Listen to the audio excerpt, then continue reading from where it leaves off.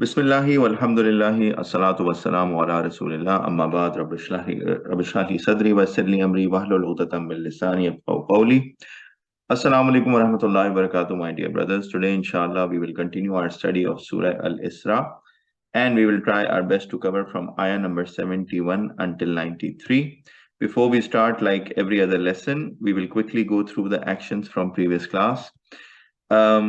We went through one key action, that was that we should always talk positive with other people. We should always talk about good things with good intent with people. And the action was say what is best, what is ahsan to everyone.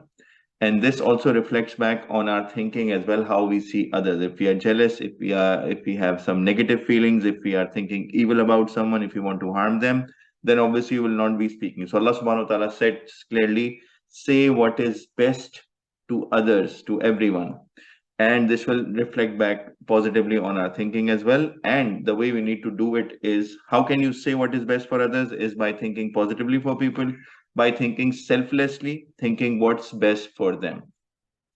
Number two action was calling for help besides Allah subhanahu wa ta'ala. We have to, the way we grow up in this society, any time a problem occurs, automatically our brain thinks that, okay, how can I solve it? Who can help me? How can I seek help? What we have to do is we have to really rewire our brain and hardwire our brain to seek Allah subhanahu wa ta'ala's help first, while sincerely praying and believing that Allah subhanahu wa ta'ala will take us out of that situation. And then, yes, we can utilize the network that is around us, and we can talk to people, and we can utilize whatever we want. But the first thought that should come, and what we should think about, is how we can connect with Allah subhanahu wa ta'ala to solve any issue for us. Action number 3, shaitan will attack us in every possible way in each and every situation. And we discussed multiple dimensions of it.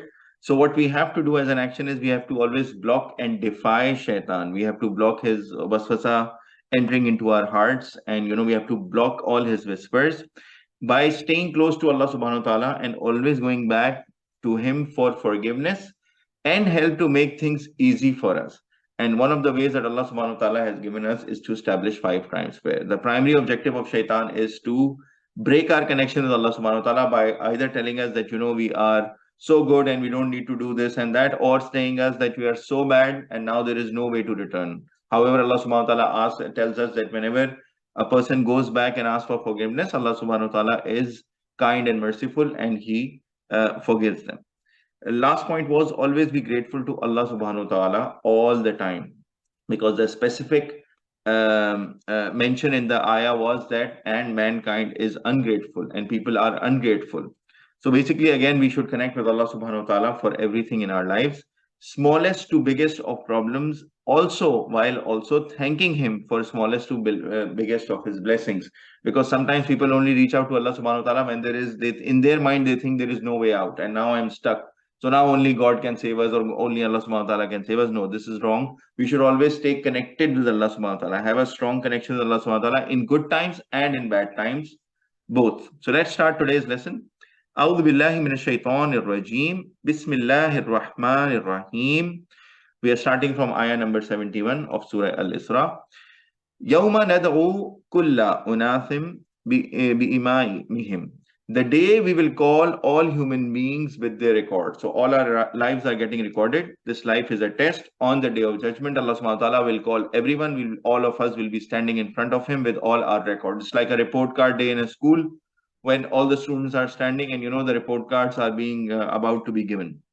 So this will be the report card day for this life for us, if somebody did good or bad. فَمَنْ أُوتِيَ كِتَابَهُ بِيَمِينِهِ فَأُولَٰئِكَ يَقْرَؤُونَ كِتَابَهُمْ وَلَا يُظْلَمُونَ فَتِيلًا. And then whoever is given his record in his right hand, then those will read their records, and they will not be wronged on that day, even as much as a hair on the date sheet. Fatila. Fatila in Arabic is that fine layer that you find, the white fine layer that you find on the date sheet. Basically, Allah subhanahu wa ta'ala is saying there will be not even a simple of wrongdoing on that day, simplest of wrongdoing. And because Allah subhanahu wa ta'ala cannot overlook, he has absolute knowledge. So when he will pass judgments, he doesn't even need witnesses. because He has knowledge in our hearts, who is lying, who's not lying, what we have done, everything is recorded. So we will not be wronged even by that thin part. I was just searching on it on the internet just to magnify the thing for you. So when Allah SWT says that no one will be wronged as much as a hair on a date seed. So this is a date, and this is like they have broken it. The date, if you look at it, the date itself is very small, right? And then there is a seed, and then there is a very fine layer that they call here, if you guys can see, endocarp. So this fine layer on a date seed, I mean, if you try to actually eat the date and try to find this layer, it's so thin, it's hardly visible. It's like white to transparent sort of a thing. So what Allah SWT is saying is not even as much as a hair on a date seed. So even that part, that small thing, Allah subhanahu wa ta'ala will not wrong us. So His justice will be absolute and His justice will be perfect. So because in today's life, when you go to a judge or when you go to courts, they make mistakes. They may make mistakes because they are passing judgments based on witnesses, on proofs, on whatever has been provided to them, and everything can be forced. They cannot see through the heart of the witness if he's lying or not lying. Yes, he has said a testimony that I will not lie, whatever, but then people, we know how the courts operate here in this world and how this works. However, on the day of judgment, Allah subhanahu wa ta'ala will not wrong us. So this should give us absolute reassurance and belief that whatever we are doing in this life, we will get compensated for it. And the big action for us should also be now that we should start to correct our lives, because eventually Allah subhanahu wa ta'ala is saying, yes, we will get compensated. So may it be a good compensation of a reward and not punishment. Moving forward. وَمَنْ كَانَ فِي هَذِهِ أَعْمَى فَهُوَ فِي الْآخِرَةِ أَعْمَى وَأَضَلُّ سَبِيلًا. And whoever is in this world blind, then he will be blind in the hereafter, and he will be stray from the path. So he will be on the wrong path. So here why Allah subhanahu wa ta'ala is using the word blind, because in the previous ayah, Allah subhanahu wa ta'ala, we saw continuously this being mentioned, don't you see this, don't you see that, all the examples. So after all these clear examples coming in front of us, if somebody still doesn't take action, if somebody doesn't correct their lives, if somebody doesn't follow the right path, if the mushriks of Makkah who are sitting in front of the Holy Prophet Muhammad sallallahu alaihi wasallam, and he is passing on these revelations directly to them, if they don't change their path, then obviously it's as good as being blind, because all of these examples and all of these things that Allah subhanahu wa ta'ala is sharing with us in the Quran, if we close our eyes, it's almost like, we are just blind. If we just go through these things and then go on our way doing whatever we were doing before, then what's the point? We are as good as blind. So what Allah subhanahu wa ta'ala is saying, that whosoever will be blind in this world, and if you don't open your eyes to reality and make corrections to your life, then you will be also blind in the hereafter and you will be off path, and then eventually that person will be punished. Moving forward. وَإِن كَادُوا لَيَفْتِنُونَكَ عَنِ الَّذِي أَوْحَيْنَا إِلَيْكَ لِتَفْتَرِيَ عَلَيْنَا غَيْرَهُ.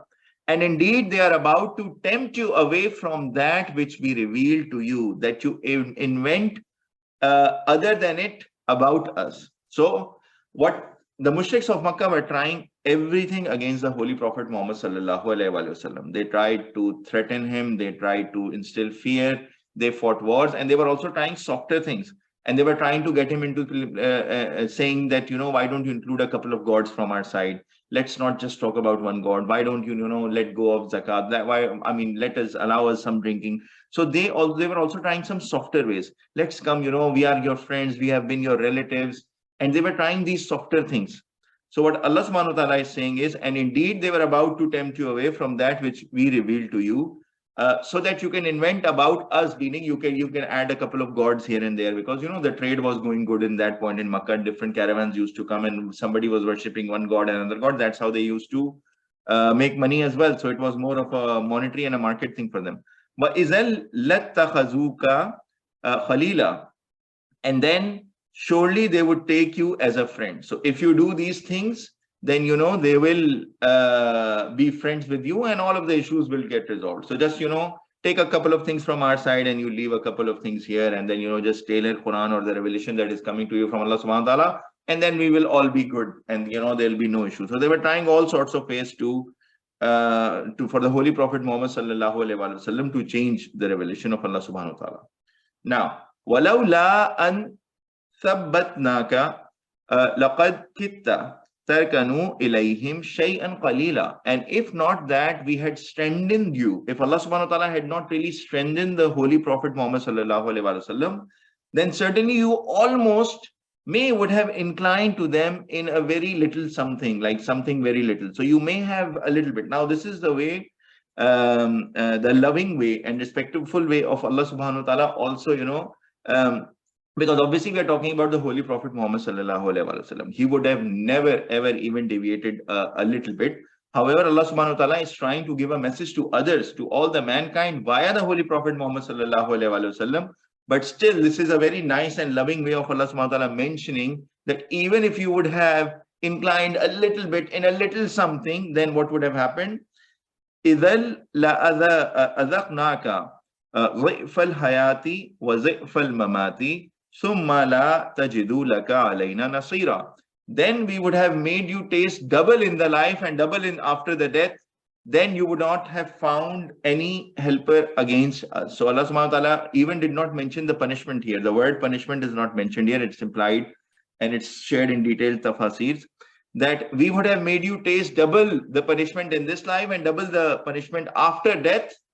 Then you would not have found anyone against us as a partner. So no one could have been able to help you against Allah subhanahu wa ta'ala. Obviously, the Holy Prophet Muhammad sallallahu alaihi wasallam would not have done. But Allah subhanahu wa ta'ala is sharing this as a message for others as well, that even if the Prophet would not follow the way or follow the right revelation or change the message of the revelation, then even he could have been punished double in this world, but as well as in the hereafter. But this is the beautiful way of phrasing it out of the love of the Holy Prophet Muhammad sallallahu alaihi wasallam. And obviously Allah subhanahu wa ta'ala already knew that he would not incur this, but this is just a message being passed on to others as well.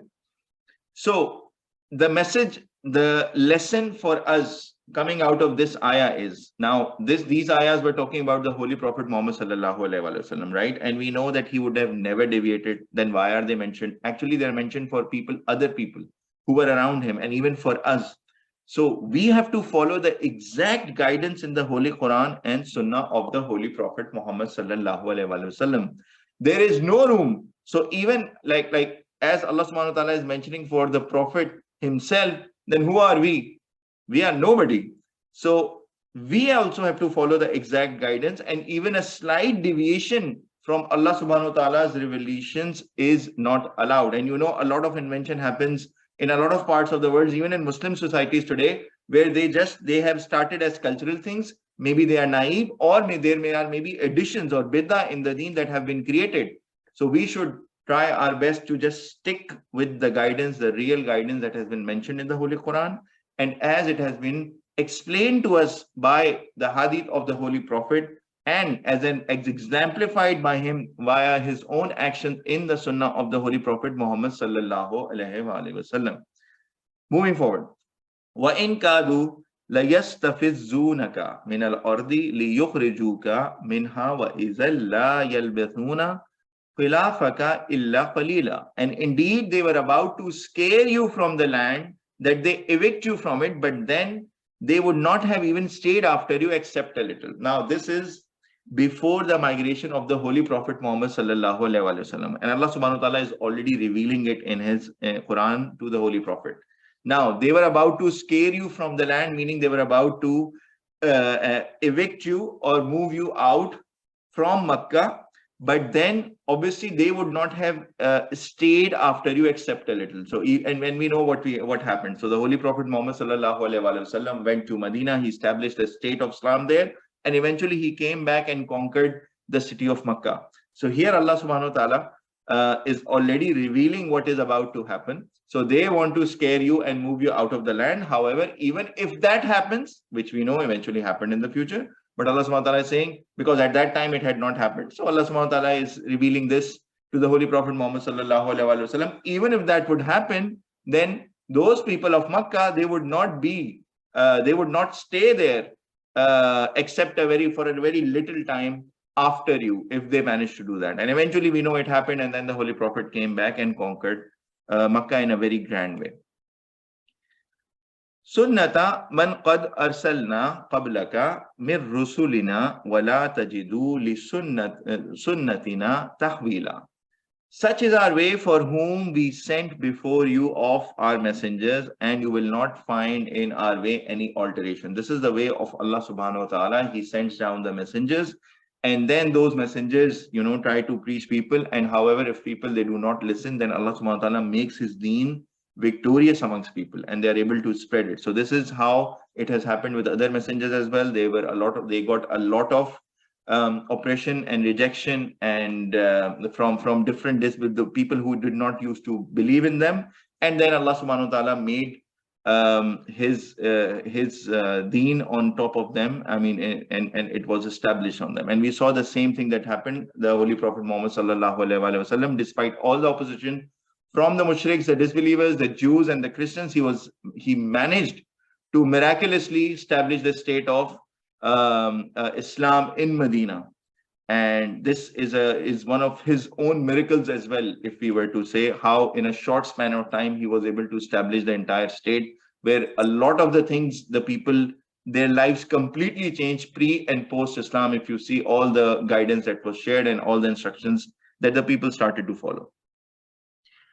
أقام الصلاة لدلوك الشمس إلى غسق الليل وقرآن الفجر إن قرآن الفجر كان مشهودا. Establish the prayer at the declining of the sun, meaning till when the darkness starts to come, till the darkness of the night, and recite the Quran at dawn, wal Quran al-Fajr. This is the Salatul Fajr as well. This is the prayer at the time of Fajr. Why is it called Quran al-Fajr? Because we are supposed to recite longer Quran during Fajr, and which is why when you go in a mosque for the congregational prayer of Fajr, they usually recite longer parts of Quran. And this was also the sunnah of the Holy Prophet Muhammad sallallahu alaihi wasallam. And that prayer is also called Wal Quran al-Fajr because a lot of Quran is supposed to be recited during Fajr. Inna Quran al-Fajri kana mashhuda. Indeed, the Quran at the dawn is witnessed a lot, is ever witnessed. It is also said that the duties of the angels change at the time of Fajr. So basically, both the incoming angels as well as outgoing angels, they witness the prayer or the salah of Fajr. So from that angle, the Quran al-Fajr is witnessed as well. And the other thing also is here, the witnessing is for Allah subhanahu wa ta'ala. It's not for show off, because generally if you see at Fajr time, it is the minimum number of people who are praying in any mosque or even inside their homes. That's the prayer that is there. So it's not about showing off people. I'm getting dressed and I'm going to the prayer, just like a lot of the times people do for Jummah prayer, and that's the only prayer they pray over a week, as if other prayers are not mandatory. So it's not like that. It's not about showing off people and all of this. The Fajr prayer is also about where it should be witnessed, where it needs to be witnessed in front of Allah subhanahu wa ta'ala, because all of our prayers are for Allah subhanahu wa ta'ala. وَمِنَ اللَّيْلِ فَتَهَجَّدْ بِهِ نَافِلَةً لَكَ. And from the night, arise from sleep for prayer with it as additional for you. So now there is a bonus coming in. The bonus is the Salatul Tahajjud, which is Allah subhanahu wa ta'ala is saying you should pray after you have slept a little part of the night, and then you wake up towards the last part of the night and you pray. And we know this was the sunnah of the Holy Prophet Muhammad sallallahu alaihi wasallam, and he used to do it extensively. We cannot even imagine to copy the way he used to do, because obviously it was also mandatory for him, but for us there is ease.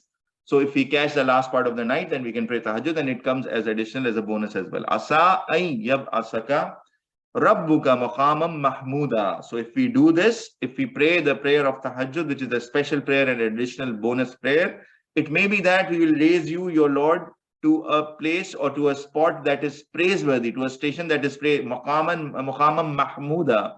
And this is a special spot for the Holy Prophet Muhammad sallallahu alaihi wasallam as well. Plus, this is also an action for us, that even if we want to raise our ranks in the heavens, then we should also start praying the prayer of tahajjud. So the action for us is we have to definitely establish all mandatory 5 prayers. Plus, there is a bonus that Allah subhanahu wa ta'ala has given us as a tahajjud prayer that will help us to elevate our ranks in Jannah or paradise. So all of us should try, if we can catch the last part of the night, It's not mandatory, but still it is additional. It's like a bonus that can raise your ranks, inshallah, in Jannah or paradise. Moving forward. وَقُلْ رَبِّ أَدْخِلْنِي مُدْخَلَ صِدْقٍ وَأَخْرِجْنِي مُخْرَجَ صِدْقٍ وَاجْعَلْ لِي مِن لَّدُنْكَ سُلْطَانًا نَصِيرًا. This is again about the moving out from Makkah and coming to Medina and then coming back and conquering Makkah. So here Allah SWT is saying, and say, Allah SWT is teaching a prayer to the Holy Prophet Muhammad sallallahu alaihi wasallam.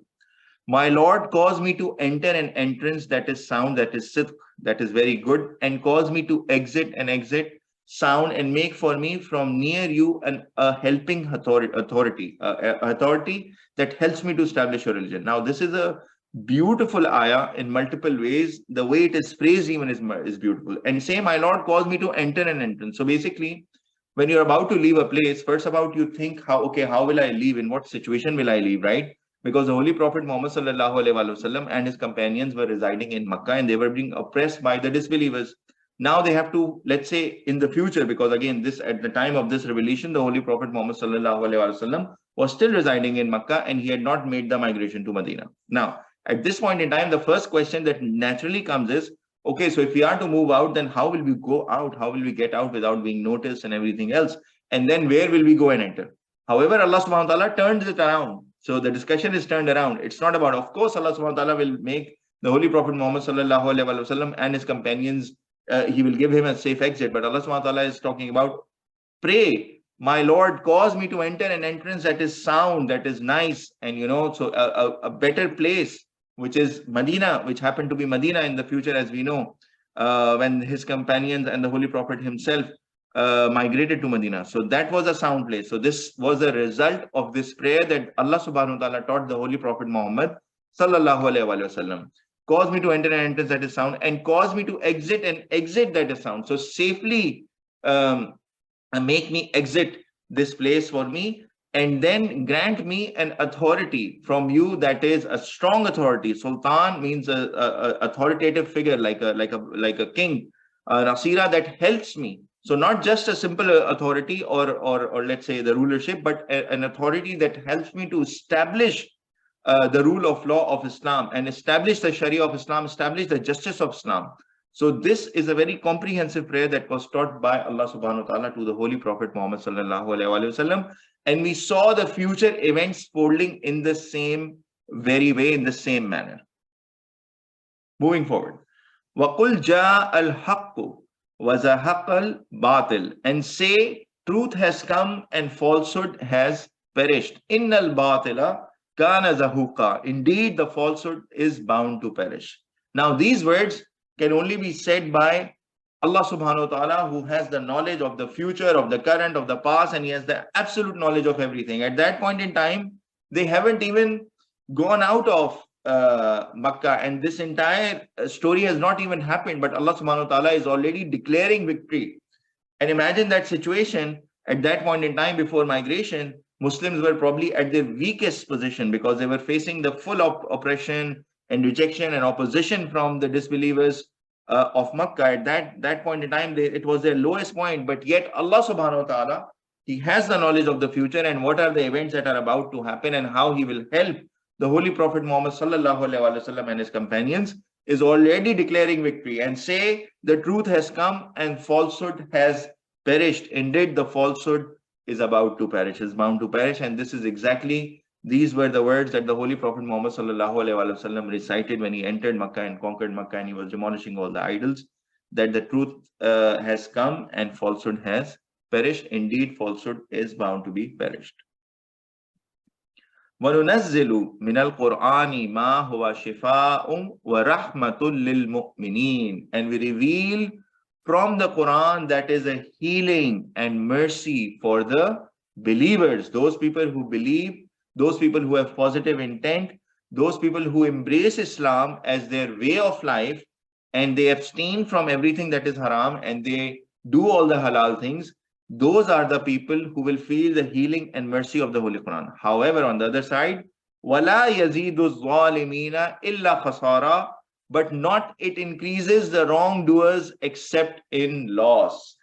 The wrongdoers who have evil intentions in their heart, they are the ones who increase in loss only. So the Quran is a way of loss for them. Now, a quick question. I've been speaking for a long time. Let me just ask you guys. So, how can we be amongst the people who benefit from the blessings of Quran versus increase in loss? Because Allah SWT is saying there are some people who will increase in blessing and mercy from Quran. However, there are other people who will increase in loss. So, what can we do? What should be our approach? How can we be amongst the people who benefit from Islam, who get the blessings? Who will tell me? Anybody, whatever comes to your mind.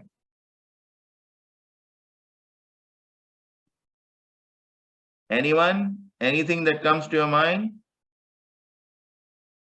How can we be amongst the people? Yes, Shayan, go ahead. Your hand is raised. So one thing is that to know how to get the blessings, you first have to understand the Quran. So if you're just reciting it in Arabic, there's no point to it for yourself as a human being. So it's better to first understand what's coming out of it to then apply those in our life.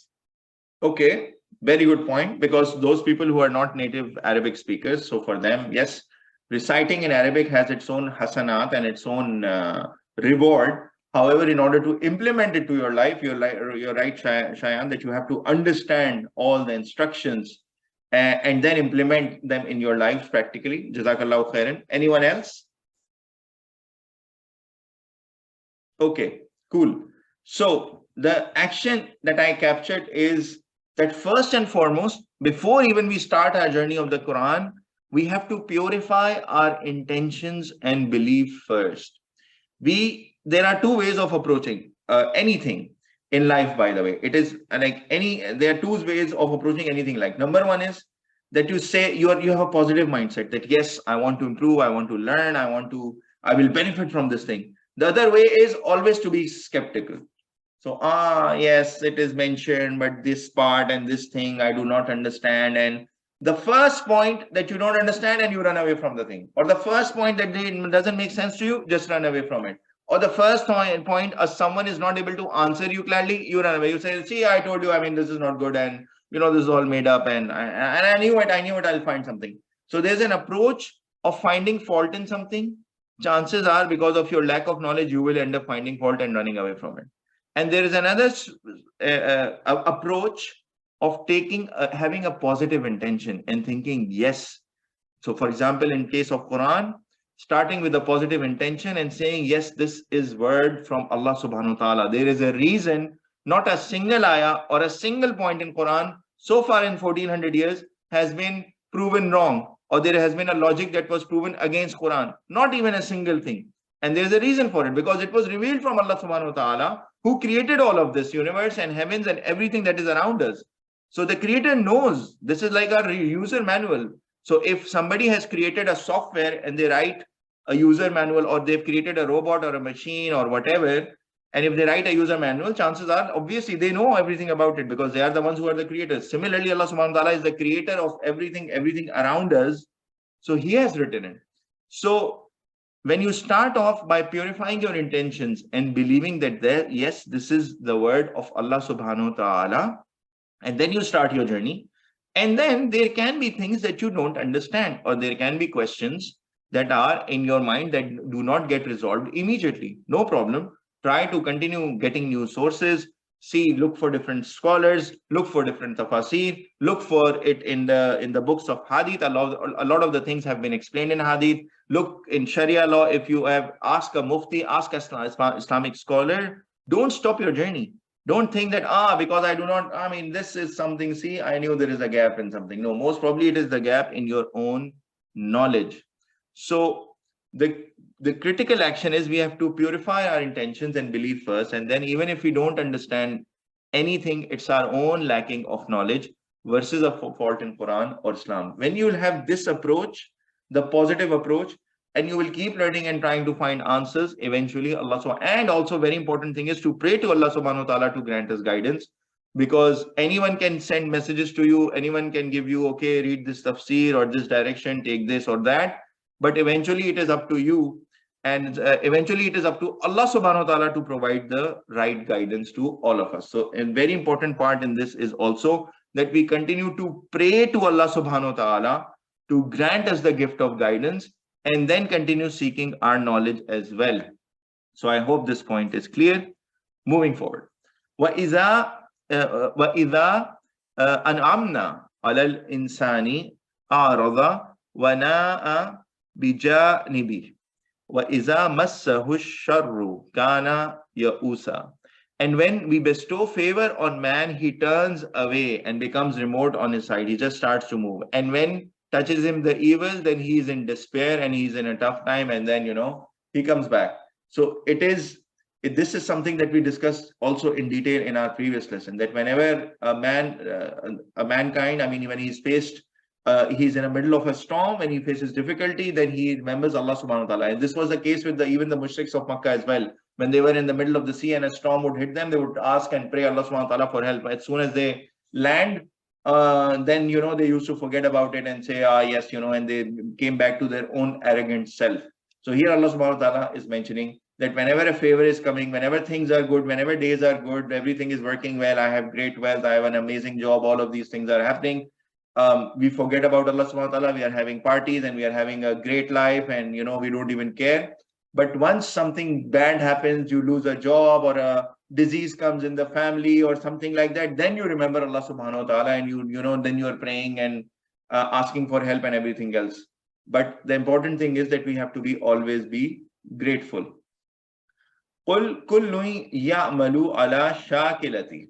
Say each works on his own manner. Every person is for themselves. فَرَبُّكُمْ أَعْلَمُ بِمَنْ هُوَ أَهْدَى سَبِيلًا. But your Lord is most knowing of he who is best guided in the way of Allah subhanahu wa ta'ala. Every person continues to work, and apparently in this world, when we look at people, we can say that this person is guided, that person is guided, this person is not, and we just keep on thinking on our heads depending on what we see. However, we don't know the background intentions of a person or the full context of that person, so we are no ones to judge anyways. So Allah subhanahu wa ta'ala is saying he has all the knowledge to know who is the best guided, because he knows everything, even inside our hearts. وَيَسْأَلُونَكَ عَنِ الرُّوحِ. And they ask you concerning the soul, the ruh. In fact, there is no English word that can replace the word ruh. You can call it soul or something else, spirit, and all of these words are there. But the pure word is in Arabic, that is ruh, which is from Allah subhanahu wa ta'ala. And the ruh is the reason that Allah subhanahu wa ta'ala has made the human beings or mankind superior, because we have part of that ruh from Allah subhanahu wa ta'ala, which is why even the angels and Iblis was asked to prostrate. And obviously angels did that, and Iblis did not do it, and he turned into shaitan and he became arrogant and everything. So he did not prostrate to Adam alayhi salam on the instruction of Allah subhanahu wa ta'ala. The reason was that Adam alayhi salam was given the ruh from Allah subhanahu wa ta'ala, from himself. And they ask you concerning the soul, Qulir ruhu min amri rabbi wa ma utitum min al ilmi illa qalila. And they ask you concerning the soul, say the soul is of the affair of my Lord, and you have not been given of any knowledge except a little. So Allah subhanahu wa ta'ala decides who will get what part of knowledge and how much knowledge is to be given to anyone concerning any topic. وَلَا إِنْ شِئْنَا لَنَذْهَبَنَّ بِالَّذِي أَوْحَيْنَا إِلَيْكَ ثُمَّ لَا تَجِدُ لَكَ بِهِ عَلَيْنَا وَكِيلًا. And if we willed, we would have surely taken away that which we have revealed to you, then you would not find for you concerning it against any advocate. If Allah subhanahu wa ta'ala wanted all of this guidance, all of these examples, everything that Allah subhanahu wa ta'ala is sharing with us just to make us believe, none of this would have been done. And eventually, if people were not following the guidance, they could have been thrown. Allah subhanahu wa ta'ala has the supreme authority. We need to understand this. Then if we go against this path in any way, then we cannot find any helper. Allah subhanahu wa ta'ala is clearly saying, yes, momentarily you can think that that person is he's having all the party and everything else, he's doing so good, look at him. But we know there is a time stipulated for everything. And Allah subhanahu wa ta'ala gives time to people to come back on the right path. So if they are not on the right path and it feels like they're doing amazing and great in this world and all of this, this doesn't guarantee that they will have the same in the hereafter, and they will not be held accountable in the hereafter. So here Allah subhanahu wa ta'ala is saying that, you would not find for you concerning it against us any advocate, any helper, any protector, if Allah subhanahu wa ta'ala would have not revealed everything that, is in front of us. Illa rahmatam mir rabbik, except a mercy from your Lord. Only Allah subhanahu wa ta'ala has the one who has the power to give mercy. Inna fazlahu kana alayka kabira. Indeed, his bounty is great upon you. If you look just around in this world, we haven't even seen what is there in the heavens, what's in store. But if we just look around the way this world and this entire system has been set up by Allah subhanahu wa ta'ala, this alone is sufficient for us to believe in Allah subhanahu wa ta'ala as well, and to always be thankful to Allah subhanahu wa ta'ala for each and everything. The way our body is working, the way we are breathing, the way we are speaking, looking, moving, doing everything that we go around doing, and just the study of our body, and just the study of the organisms and the microorganisms and the way these things work. I mean, this is sufficient for people to each and every part of our body, forget everything in this world, forget the plants and the trees and the air and the atmosphere and the the entire world under the sea that we haven't even explored completely. I mean, all of these are signs from Allah subhanahu wa ta'ala, and it is a great bounty upon us. Even this guidance, this Quran highlighting all these examples, trying to get us back on track while the test is going on. This is a test of life that is already going on, but Allah subhanahu wa ta'ala has given us, it's like an open book test. You have a book in front of you, you know what to do, just do this. You know what not to do, just don't do this. And then you will get the great reward from Allah subhanahu wa ta'ala. So this is a great bounty from Allah subhanahu wa ta'ala for all of us. قُلْ لَإِنِ اجْتَمَعَتِ الْإِنسُ وَالْجِنُّ عَلَىٰ أَنْ يَأْتُوا بِمِثْلِ هَذَا الْقُرْآنِ لَا يَأْتُونَ بِمِثْلِهِ وَلَوْ كَانَ بَعْضُهُمْ لِبَعْضٍ ظَهِيرًا. Say, if the mankind gathered and the jinns, so that they bring something like Quran, they would not be able to bring anything like it, even if some of them were assistants to others. So even if all of jinn, all of mankind, they start to help each other to draft something like the Quran and this revelation from Allah subhanahu wa ta'ala, it will be of no use. They will not be able to find it. This is coming against a lot of arguments from the disbelievers of Makkah who were there, and they were throwing multiple arguments to the Holy Prophet Muhammad sallallahu alaihi wasallam, and this is valid even today. A lot of the people, they say, so this may have been fabricated, and why a person or a human was chosen, and why did not it descend from the sky, and all of these things. People just keep on making all of this as well. But Allah subhanahu wa ta'ala is saying this is truly word of Allah subhanahu wa ta'ala, and this cannot be fabricated in any way or recreated in any way. If all the human or mankind and jinns, all of them, if they combine forces, they will not be able to create something like this. وَلَقَدْ صَرَّفْنَا لِلنَّاسِ فِي هَذَا الْقُرْآنِ مِنْ كُلِّ مَثَلٍ. And verily we have explained to mankind in this Quran from every example. All types of examples are there for us to take heed. All types of case studies are there for us to implement in our lives. And then they were even explained by the hadith of the Holy Prophet Muhammad sallallahu alaihi wasallam in even more detail. And the entire Sharia law was established in the state of Medina, and then eventually to Makkah and all the places where Muslims became ruler. So this is a proven tested system, and there is everything for us to follow the guidance and be successful in the hereafter. So we have no excuse. فَأَبَا أَكْثَرُ النَّاسِ إِلَّا كَفُورًا. Even after having all of this in front of you, but most of the mankind refuse and they disbelieve. So they, even after this clear evidence and all of this that is in front of us, majority of mankind is refusing, and they are in disbelief. Majority of mankind doesn't believe despite all the signs from Allah subhanahu wa ta'ala in the Quran. So in this world, we have discussed multiple times, there are lots of distractions, and sometimes we are forced to follow the majority, which is why we have discussed it multiple times. Don't follow majority. This argument, all my friends are doing this, all my colleagues are doing this. Look at them, they even are Muslims, but they are also doing these things. They're watching these concerts, going to mixed gatherings, having these parties. Look at them, they are consuming alcohol. Or this is a very open open Islamic society. No, there is no such thing. Allah subhanahu wa ta'ala told us, don't even make a slight variation to the revelation, which means it has to be followed to the dot.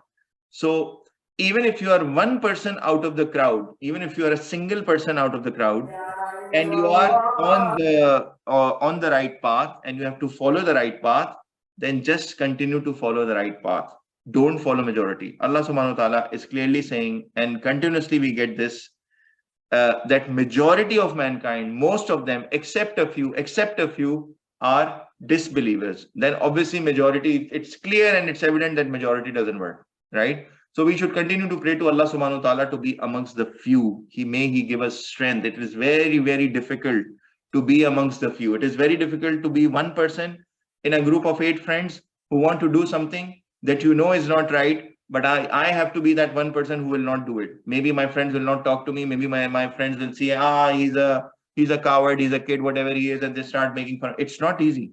It's not easy to follow guidance, especially when majority around you is not doing it. You will be asked and people will question you. Your answer should be, I don't care. I have to follow the guidance, because eventually every person will go in their own grave. And there is a fact that we know that majority are disbelievers from Allah subhanahu wa ta'ala. Keeping that in mind, we have to pray to Allah subhanahu wa ta'ala to be amongst the few and follow the guidance, even if we are the only one on the right path. وَقَالُوا لَن نُؤْمِنَ لَكَ حَتَّى تَفْجُرَ لَنَا مِنَ الْأَرْضِ يَنْبُوعًا. And they say, never we will believe in you until you cause to gush forth for us from the earth a spring. So, so now they are asking for all these miracles from the Holy Prophet Muhammad sallallahu alaihi wasallam. Okay, so you are the true prophet, fine. Just open this earth and the water should start flowing from it immediately. أَوْ تَكُونَ لَكَ جَنَّةٌ مِّن نَخِيلٍ وَعِنَبٍ فَتُفَجِّرَ الْأَنْهَارَ خِلَالَهَا tafjira, or you have for you a garden. So become an owner of gardens with date palms and grapes, and rivers should be flowing abundantly with them. Show us this. I mean, you yourself, it seems like you don't have all these bounties that you talk about, so bring them in front of us. أو تسقط السماء كما زعمت علينا كسفا أو تأتي بالله والملائكة قبيلا, or you cause to fall the sky as you have claimed upon us in pieces. Bring that punishment upon us. Bring the Qiyamah today. Or you bring Allah subhanahu wa ta'ala and the angels before us. So you are saying that you are getting all the revelation and angels are coming you and revealing the word of God. Bring them in front of us as well. So all these, they were continuing to ask the miracles from the Holy Prophet Muhammad sallallahu alaihi wasallam. What is the... And by the way, when such a miracle or such a clear sign is shown, after that only punishment comes. And we have seen it in multiple stories of different nations that happened. It had already happened. And Allah subhanahu wa ta'ala in multiple times in the Quran have said that even if one of these was shown to them, they would still disbelieve, like the people who disbelieved before them. So now look at the response. أَوْ يَكُونَ لَكَ بَيْتٌ مِّن زُخْرُفٍ أَوْ تَرْقَى فِي السَّمَاءِ, or is it there is a house for you, or an ornament like a very decorated house, or you ascend into the sky. So let the stairs come in and start walking into the sky. If indeed you have such a connection with Allah subhanahu wa ta'ala, then start doing all of this. These are the demands coming to the Holy Prophet. وَلَن نُؤْمِنَ لِرُقِّيِّكَ حَتَّى تُنَزِّلَ عَلَيْنَا كِتَابًا نَقْرَأُ. And never we will believe in your extension until you bring down to us a book we could read. So directly bring down a book that is a revelation that and you were telling us that you went into the sky and you went to Masjid al-Aqsa, and then eventually you went to sky, the journey of Isra and Miraj that we discussed in the previous lessons in this surah as well, which is why it is named Surah Isra. So here they are saying, if this indeed happened, then bring down a book directly from the sky to us. Qul, now Allah subhanahu wa ta'ala is responding to them. Qul subhana rabbi hal kuntu illa basharar rasula. Say, glorified is my Lord. What am I but only a human and a messenger. So Allah subhanahu wa ta'ala eliminated the argument. He did not discuss anything he did not refute each and every example that they say that this cannot happen and this happened and all of these things. Allah subhanahu wa ta'ala say, Allah subhanahu wa ta'ala is purified. He is Subhana Rabbi from all of these things that they're saying. And you are just a messenger who's a human being like them. So your job, the Holy Prophet Muhammad sallallahu alaihi wasallam, your job is to pass on the message from Allah subhanahu wa ta'ala, and you are also a human like them, and tell them that I do not have the power of all of these things. My job was to convey the message that I am sharing with you. This has all the examples, all the signs, all the case studies for you to take heed from and avert your life in the right direction. This marks the end of today's lesson. We will quickly go through the actions from today's class. Number one, we have to follow the exact guidance in the Holy Quran and Sunnah. Even the slight deviation from Allah subhanahu wa ta'ala's revelation is not allowed and can result in severe punishment from his side. And we saw this as an example that came to the Holy Prophet Muhammad sallallahu alaihi wasallam himself. So, who are we even compared? So, we should make sure that there are no bid'ahs, there are no inventions, there are no false things in the deen that we continue to follow that has become part of either Islamic culture or they have been taken from different religions. And all of these inventions in religion we have to let go of. And the only way we can do it is when we increase and grow our knowledge of the Quran and Hadith and the Sunnah of the Holy Prophet Muhammad sallallahu alaihi wasallam to follow it the right way. Establish the mandatory prayers, and there is a bonus that Allah subhanahu wa ta'ala has given us, which is the tahajjud prayer, to elevate our ranks in Jannah as well. Be amongst people who benefit from the blessings of Quran versus increase in loss. There are two types of people. Number one, those who have pure intentions, who believe in the message, and then they start to acquire this knowledge. This is a different mindset. Then there are other people who are always skeptical and they're saying, no, this is wrong, this is right, and all of this. And based on their knowledge, they try to find fault in Quran, in the Hadith, or the teachings of the Holy Prophet Muhammad sallallahu alaihi wasallam, just to leave it immediately. This is a different mindset.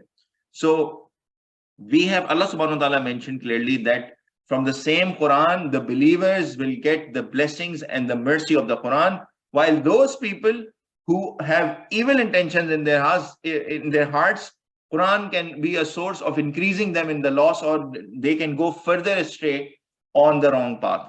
So the way we can be amongst the people who benefit from the blessings and the mercy of Quran and Allah subhanahu wa ta'ala is to purify our intentions and believe first. Even if we don't understand anything, it is our own lack of knowledge. Continue seeking answers to it. Ask different scholars, read different tafsirs, go and study the hadith of the Holy Prophet Muhammad sallallahu alaihi wasallam and see in his sunnah, and we will be inshallah able to find all the answers. So the thinking should be, if I don't understand anything, it's fine. I will understand it and I will try to study it more.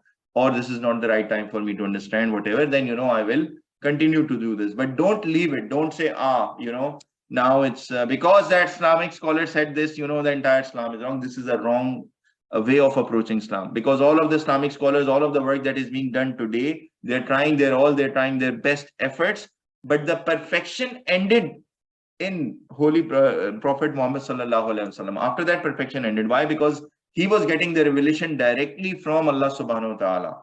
So that is a perfect message that was shared with us. So this has perfection. But after that, all the Islamic scholars, all the people, all the institutes are just trying their best to convey the message. So don't take someone or some person's fault or some Islamic scholar's wrong thing or something, or a book that has an error or whatever. Don't take that as a point of, see, I told you Islam is not correct and all. So have the right approach. It's very, very important to have the right intentions and believe in it, and then start the journey. Majority of mankind doesn't believe despite signs from Allah subhanahu wa ta'ala in the Quran. There are very clear signs, case studies, as we just discussed. So all of this should be, again, a source of Iman for us. We have to pray to Allah subhanahu wa ta'ala to be amongst those few people who are on the right path. Multiple times in the Quran, it comes that majority are on the wrong path, except a few. So we should pray to be amongst those few, and it will not be easy, as we discussed. It's very difficult to be amongst 8 friends and be the only one who says, no, we will not do this because this is not right, or I don't feel right about it, I will take leave, because it's very difficult. And a lot of times, because they start making fun of you, and you are not, and all of this. So those people who make fun of you or force you to be on the wrong path and stay away from guidance, to start off with, they're not your friends. The definition of a friend in Islam is a person whom you benefit in religion for. So if somebody is taking you away, probably they're not your friend. And eventually, if you want to be amongst the few, chances are that you will be very few people or yourself at sometimes a lone person who will be on the right path. So be prepared, be ready. I mean, if you have to be a practicing Muslim and if you want to win the reward of the hereafter, it will not be an easy journey. It will be a tough journey. This marks the end of today's lesson. Alhamdulillah, we finished it much earlier. Before I close the class, any comments, anything from you guys? Okay, excellent. Subhanallahi wa bihamdihi, subhanakallahumma wa bihamdika, ashhadu an la ilaha illa anta, astaghfiruka wa atubu ilaik. Purity belongs to Allah and all praise be to Him. Purity belongs to you, O Allah, and all praise be to you. I bear witness that there is none worthy of worship besides you. I beg forgiveness from you and I repent before you. Assalamu alaikum wa rahmatullahi wa barakatuh, my dear brothers. Inshallah, I will see you same time next week.